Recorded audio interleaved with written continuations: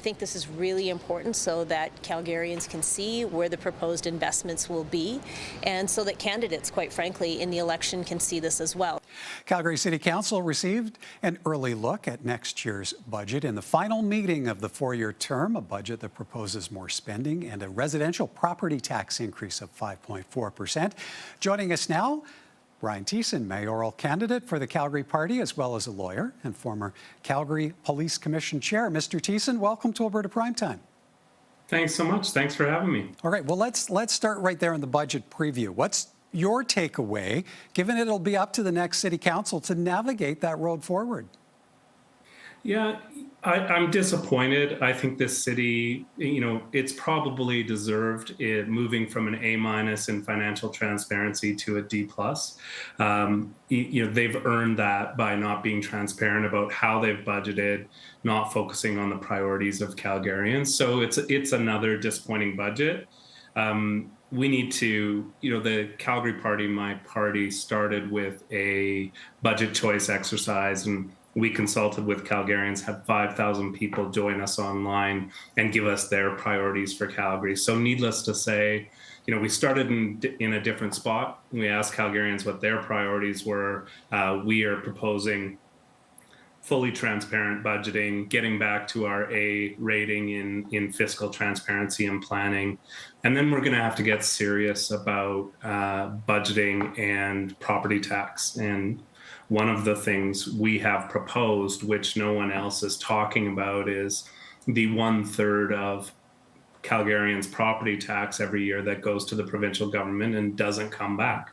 So the Alberta government picks the pockets of Calgarians, Edmontonians, and municipalities across Alberta every year for over 1/3 of our property tax dollars, even though the province has income tax, royalties, multiple sources of revenue. And what I'm proposing is a serious negotiation during the next provincial election with the provincial government and a new city charter, which this premier ripped up, and getting serious about returning Calgarians' property tax dollars to Calgarians to be spent in Calgary. If we obtain those funds, we would not have to increase Calgarians' property taxes because we wouldn't have 1/3 of our dollars skimmed off the top by the province. All right. You mentioned the Calgary Party. You're one of two mayoral candidates tied to a municipal political party. Why are you taking that road?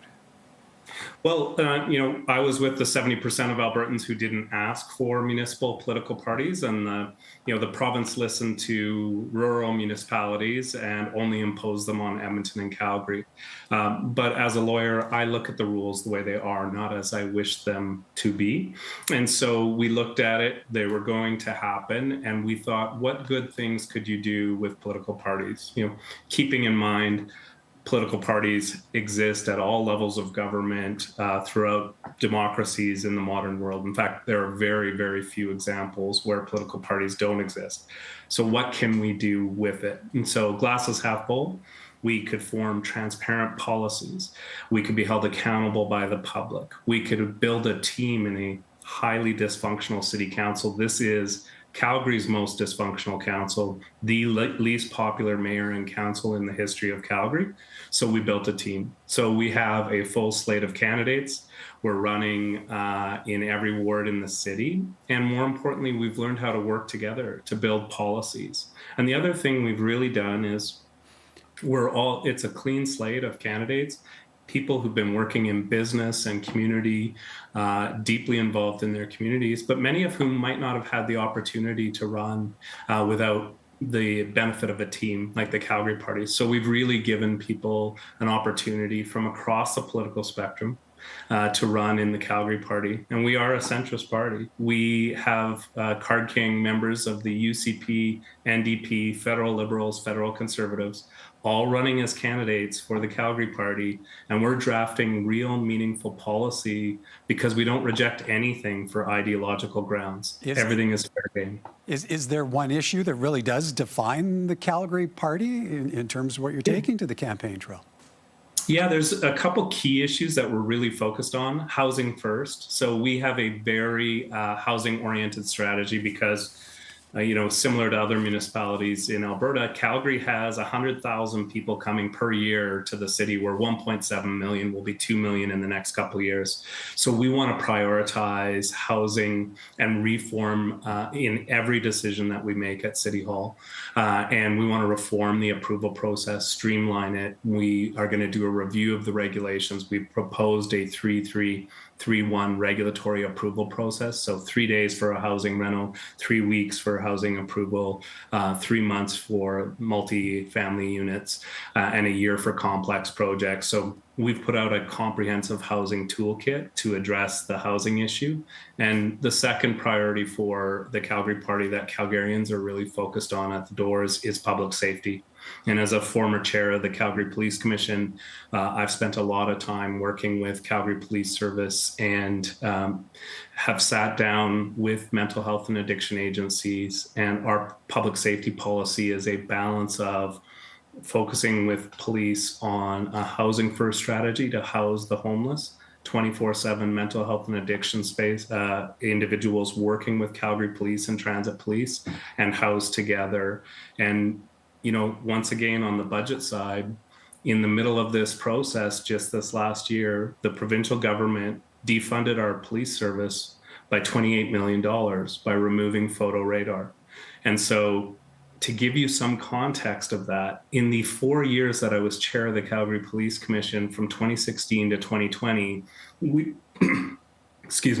worked very, very hard to get budget increases in every year. And over that 4-year period, we achieved a 6.4% annual increase, or $25 million on a $400 million budget increase.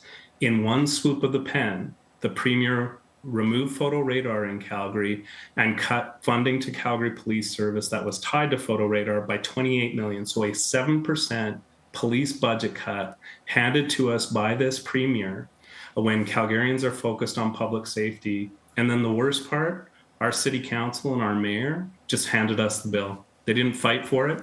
They didn't push back and say, what are we doing? Why are we defunding the police at a time when policing is critical and we have major public safety issues going on in our city?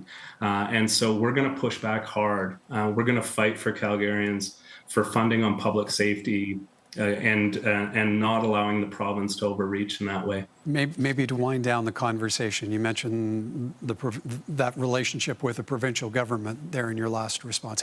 How different a relationship do you see Calgary City Council, one led by yourself, having with the Smith government?